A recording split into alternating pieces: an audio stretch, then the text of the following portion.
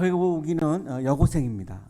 수업을 하는데 기절을 했습니다. 원인을 알아보았더니 영양실조였습니다.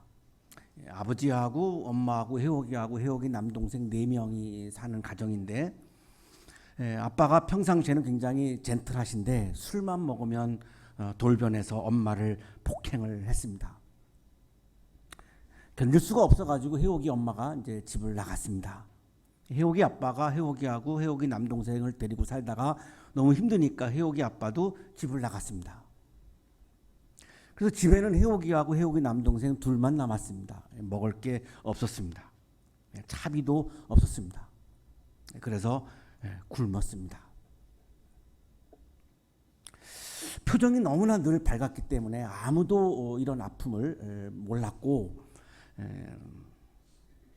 제가 수업하는데 그 교실에서 이 아이가 기절을 한 겁니다. 너무 마음이 아파서 제 방에 들어와가지고 엉엉 울었습니다. 울고만 있을 수는 없었습니다. 그래서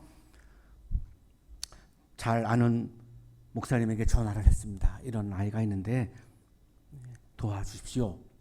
반응이 굉장히 차가웠습니다. 그래서 전화를 끊고 교회를 쫓아갔습니다. 그 목사님 방 문을 열면서 저는 그냥 울었습니다. 울면서 목사님 밖에 믿을 분이 없어가지고 제가 전화를 드렸습니다. 도와주십시오. 막 울었습니다. 통화할 때는 그렇게 차가우신 분이 갑자기 마음이 변했는지 졸업할 때까지 등록금 전액을 지원해 주겠다고 그 자리에서 그 목사님이 약속을 했습니다. 나중에 보니까 그 효과가 있던 게 2가지였습니다. 하나는 울었던 거, 하나는 믿을 분이 목사님밖에 없어서 이 멘트가 굉장히 중요한 것으로 제가 확인을 했습니다. 생활비가 또 남았습니다. 그래서 또 아는 목사님에게 전화를 했습니다. 반응은 차가웠습니다. 그러나 이렇게 하면 된다는 걸 제가 알고 있었기 때문에 2번째는 상처받지 않았습니다. 전화를 끊고 목사님을 찾아갔습니다. 방문을 열면서 울었습니다. 이렇게 하면 된다는 걸 제가 알기 때문에, 그리고 목사님밖에 믿을 분이 없어서, 지난번에는 그 A 목사님밖에 믿을 분이 없었지만 그때 다른 겁니다. 이번에는 이 B 목사님밖에 믿을 분이 없어서라고 울면서 얘기했습니다. 바깥에 막 사람들이 들릴 정도로 막 이렇게 막 통곡을 하고 막 울었습니다. 저에게 다가와서 저를 이렇게 두들겨 주면서 생활비 졸업할 때까지 도와주겠다고 약속을 했습니다. 학교 들어와가지고 혜옥이를 불렀습니다. 혜옥아, 생활비도 마련됐고 등록금도 마련됐다. 열심히 공부해서 내가 가고 싶은 대학에 들어가라. 너를 버리고 떠난 아버지 엄마를 부끄럽게 만들어라. 아빠 엄마 미워하지 말아라. 미워한다고 해서 변화될 건 아무것도 없다. 네가 보란듯이 잘 돼서 아빠 엄마를 부끄럽게 만들어라. 혜옥이는 학교 전체의 학생회 선교부장이 됐습니다. 제가 30대 때 제가 교목을 했던 이화 미디어 고등학교 학생입니다. 3학년 1학기를 마치는 날 혜옥이가 제 방문을 열고 뛰어 들어오더니 저를 안고 울기 시작했습니다. 가슴이 덜컥 내려앉았습니다. 또 무슨 일이 있나. 본능적으로 저는 혜옥이를 밀어냈습니다. 혹시 많은 분들이 오해를 받을 수 있기 때문에 성추행 이런 거로 또 걸릴 수도 있기 때문에 얼른 밀어냈습니다. 너 왜 그래? 너 왜 그래? 목사님 저 취업됐어요. 어디? 신도리코요. 복사기 만드는 회사. 예. 너 대학 안 가? 중학교 때 내신 성적 5% 하던 아이입니다. 굉장히 머리가 좋은 아이입니다. 제 남동생 제가 대학까지 공부시킨 다음에 저 대학 갈 겁니다. 지금은 가서 돈 벌어야 합니다. 기도한다. 목사님, 저 이제 장학금 안 받을래요. 만약 남동생 공부시켜야 되는데 무슨 장학금을 안 받아? 제가 이제 돈 벌잖아요. 나보다 더 어려운 아이 주세요. 그때 내가 그냥 울컥하고 막 눈물을 참을 수 없었습니다. 저보다 더 어려운 아이 주세요. 바짝 마른 아이입니다. 이번에는 내가 혜옥이를 안고 막 울었습니다. 제가 똑같이 보복을 당했습니다. 혜옥이는 나를 밀어내면서 목사님 왜 그러세요? 나를 밀어댔습니다. 혜옥이는 신도리코에 입사했고 남동생 대학까지 공부시켰습니다. 어엿하고 당당한 사회인으로 살기 시작했습니다. 혜옥이의 주인은 누구일까요? 집을 나간 아빠도 아니었습니다. 엄마도 아니었습니다. 혜옥이의 삶의 주인은 하나님이었습니다. 혜옥이는 아빠와 엄마로부터 버림받은 후에 하나님을 자기의 주인으로 삼았습니다. 주인으로 바라보았습니다. 그때 하나님은, 혜옥이의 주인이신 하나님은 혜옥이를 돌보아 주셨습니다. 너무나 기쁜 마음으로, 기쁜 모습으로 좋은 표정을 지으며 혜옥이는 졸업을 했습니다. 여러분은 여러분의 주인을 누구라고 생각하십니까? 신앙인은 하나님을 나의 주인으로 바라보는 사람을 우리가 신앙인이라고 부릅니다.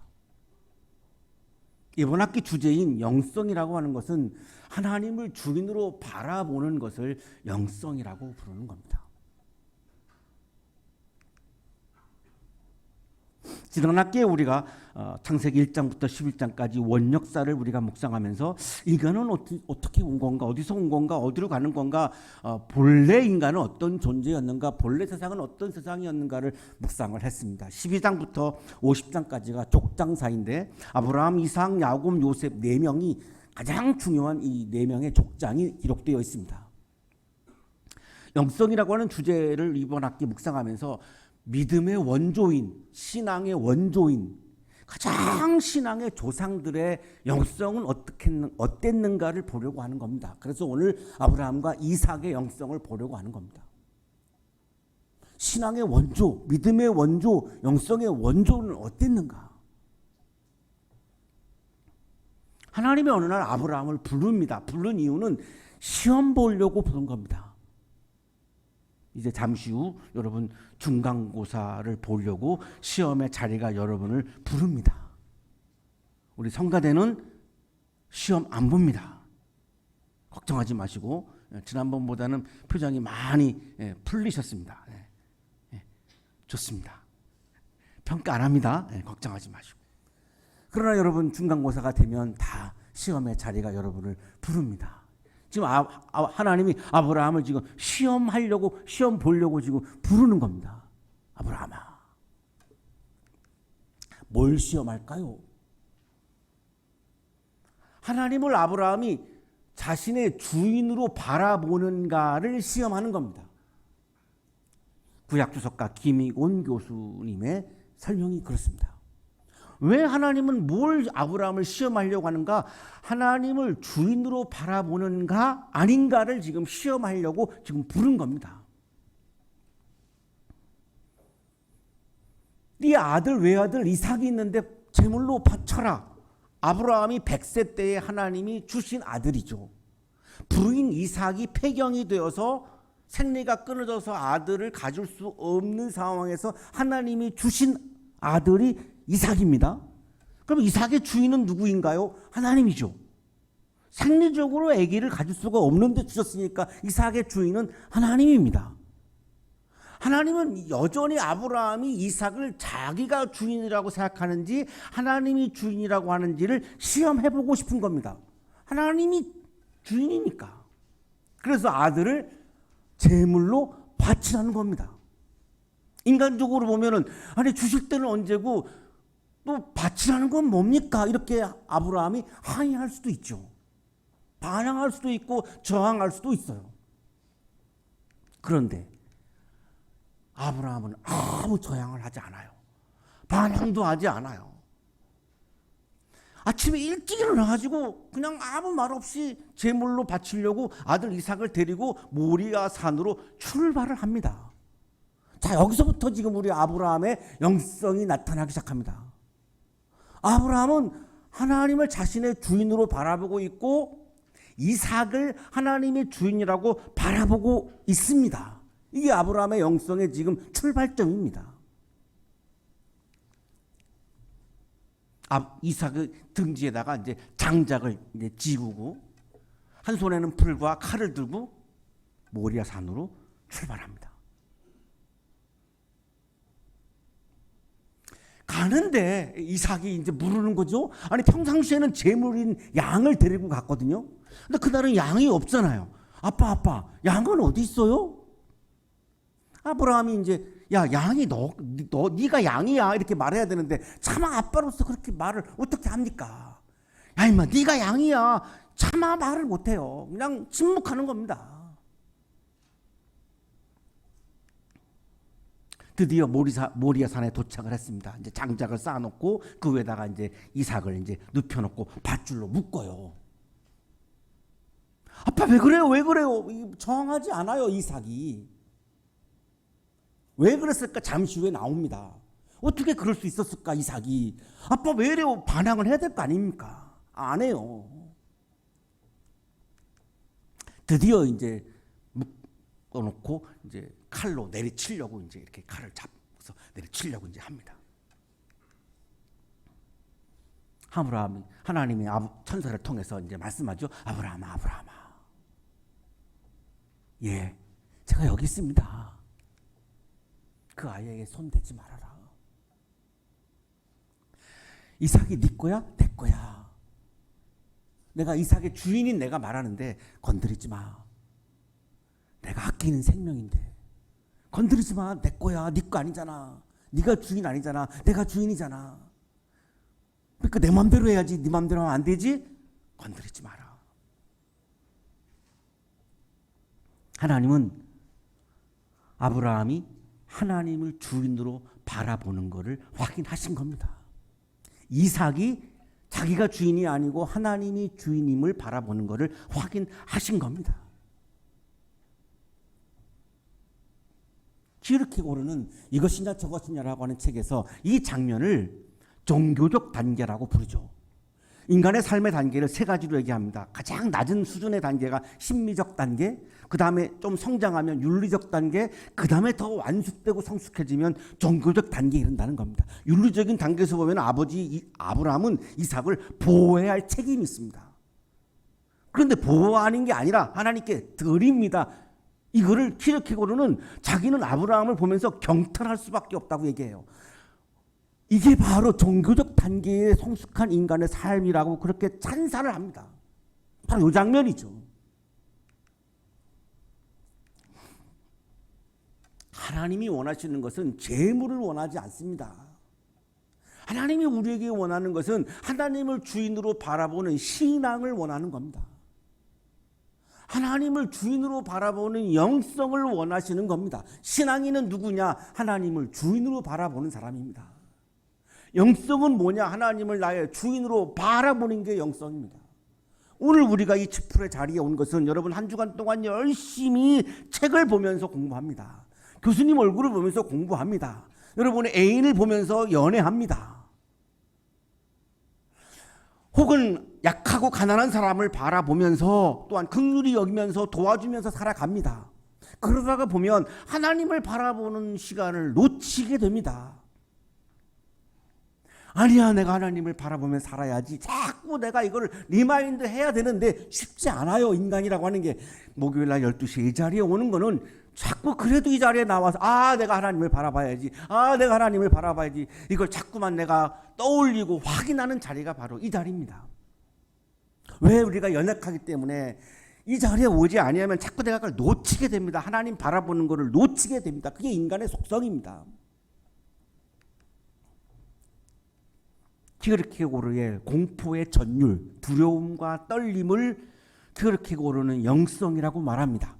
하나님을 주인으로 바라보면서 공포와 전율, 두렵고 떨리는 마음으로 하나님을 바라보는 것을 영성이라고 이야기합니다. 자, 이 책을 쓰면서 이 책 안에 이삭의 고백이 나옵니다. 이삭의 모습이 나옵니다. 이삭이 어떤 영성을 소유했는가를 우리가 확실하게 볼 수 있는 장면이 나옵니다. 이삭이 하나님을 자기의 주인이라고 고백합니다. 그때 이삭은 벌벌 떨며 불안에 쌓여 부르짖었다. 하늘에 계신 하나님이시여 나를 불쌍히 여기소서. 아브라함의 하나님이시여 나를 불쌍히 여기소서. 저는 땅 위에는 아버지가 없습니다. 아브라함, 저 사람은 내 아버지가 아니죠. 아니, 나를 제물로 바치라고 하는 저자가 어떻게 나의 아버지입니까? 어떻게 나의 주인입니까? 내 아버지도 아니고 나의 주인도 아닙니다, 하나님. 그러니까 하나님이 나의 아버지가 되어 주십시오. 당신은 나의 주인이잖아요. 나의 실질적인 아버지가 되어 주십시오. 저자는 나의 아버지가 아닙니다. 이때 아브라함의 반응이 어땠을까요? 기가 막힙니다. 아브라함은 조용히 혼자서 중얼거렸다. 하늘에 계신 주여, 저는 당신에게 감사드립니다. 이삭이 당신에 대한 신앙을 잃느니보다는 오히려 그가 나를 인간이 아니라고 믿는 편이 좋습니다. 아들 이삭이 하나님을 자기의 주인으로 바라보는 장면을 바라보면서 저 사람은 아버지가 아니요 라고 하는 말을 들을 때 아브라함은 조금도 서운해하지 않습니다. 하나님 감사합니다. 내 아들이 이삭이 드디어 신앙을 소유하게 되었습니다. 영성을 소유하게 되었습니다. 보십시오, 내 아들 이삭이 하나님을 주인으로 바라보고 있지 않습니까? 이거보다 나에게 더 기쁜 일은 없습니다. 이거보다 나에게 더 감사한 일은 없습니다. 그 아버지의 그 아들이죠. 이삭도 아브라함도 오로지 하나님을 자신의 주인으로 바라보고 있습니다. 이거를 우리는 신앙이라고 부르고, 그래서 아브라함을 믿음의 조상이라고 우리가 부르고 있는 것입니다. 신앙의 원조, 영성의 원조를 아브라함은 우리에게 이렇게 분명하게 보여주고 있습니다. 이 자리에서 우리가 함께 하나님을 나의 주인으로 바라보면 어떤 일이 벌어질까요? 창세기는 이렇게 대답을 합니다. 그때 숲속에서 순양 한 마리가 나옵니다. 아브라함과 이삭이 그 순양을 장자국에다가 올려놓고 두 부자가 무릎을 꿇고 그 순양을 제물로 해서 하나님께 예배를 드립니다. 그때 하나님의 선포합니다. 내가 나에게 복종하였으니 세상 모든 민족이 내 자손의 덕을 입어서 복을 밟게 될 것이다. 이거를 사자성어로 복의 근원이라고 부릅니다. 하나님을 주인으로 바라보는 아브라함, 하나님을 주인으로 바라보는 영성을 소유한 아브라함에게 하나님이 주신 게 뭐냐면 복의 근원이 되어서 너 때문에 다른 사람들까지도 복을 받게 된다는 겁니다. 우리 한양인 여러분들은 복의 근원이 되어야 할 책임이 있습니다. 여러분, 엘리트이기 때문에 그렇습니다. 엘리트가 아닌 분들은 그렇게 하고 싶어도 하기가 어렵습니다. 하나님이 여러분을 왜 엘리트 삼았을까요? 복의 근원이 되게 하려고 엘리트 삼으신 겁니다. 복의 근원이 되려면, 내가 이기적인 사람이 되지 않으려면, 내가 나의 욕망만 바라보는 사람이 되지 않으려면 하나님을 나의 주인으로 바라보는 영성을 소유할 때 가능한 사건입니다. 서기 500년경에 글을 썼던 영성신학자 디오니시오스라고 하는 영성신학자가 있었습니다. 서기 500년경의 학자입니다. 신비신학이라고 하는 책을 통해서 영성은 뭐냐? 세 가지의 길을 걸어가는 거다라고 얘기합니다. 정화의 길, 조명의 길, 연합의 길입니다. 조명의 길은 뭐냐? 정화의 길은 뭐냐? 나만을 바라보았던 것을 내가 회심하고 하나님을 바라보는 게 정화의 길입니다. 결국 하나님을 바라보는 것을 말하는 겁니다. 조명의 길은 내 안에 계시는 예수 그리스도를 바라보면서 예수님을 닮아가는 것을 조명의 길이라고 불렀습니다. 연합의 길은 내가 하나님을 바라보면서 하나님과 일치하고 하나님과 연합하고 하나님과 하나가 되는 것을 연합의 길이라고 불렀습니다. 디오니시오스가 이야기한 이 세 가지의 길은 오늘날에도 활동하고 있는 영성 신학자들도 계속해서 이야기하고 있는 겁니다. 아직도 유효한 이론입니다. 사랑하는 한양 가족 여러분, 하나님을 나의 주인으로 바라보는 것이 진정한 영성입니다. 하나님을 나의 주인으로 바라보는 사람이 진정한 신앙인입니다. 그때 나는 타인을 책임지고 타인에게 내 복을 나누어 줄 수 있는 복의 근원으로 내가 성장해 갈 수 있습니다. 이번 한 학기 동안 여러분 꾸준히 이 자리에 나오셔서 여러분의 지성과 영성이 성장하시면 다른 사람들에게 내 복을 나눠줄 수 있는 복의 근원의 존재로 내가 성장하는 것을 여러분이 확인하고 경험하시게 될 것입니다. 진정한 신앙인, 진정한 영성을 소유한 신앙인이 되셔서 진정한 신앙인으로 진정한 영성을 소유한 사람으로 이번 학기에 여러분 이 자리에서 성장하셔서 하나님께서 여러분을 늘 돌보아 주시고 복의 근원이 되시는 여러분들이 되시기를 간절히 축원합니다.